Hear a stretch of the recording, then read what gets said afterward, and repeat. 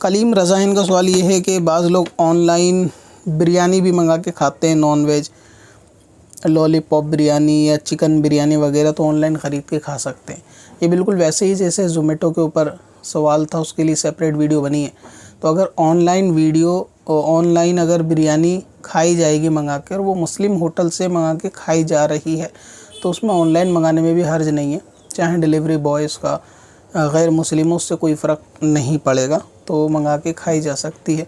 इसके लिए पूरी वीडियो देखनी है तो यूट्यूब के ऊपर Sikandar Warsi about Zomato non veg या इस तरीके से आप टैग लिखेंगे 2-4 तो वीडियो आ जाएगी। लेकिन ये कंफर्म हो कि हाँ मुस्लिम होटल ही से मंगाई जा रही है, भले ही उसमें थर्ड पार्टी ज़ोमेटो स्विगी कोई भी इन्वॉल्व हो, उससे फ़र्क नहीं पड़ेगा।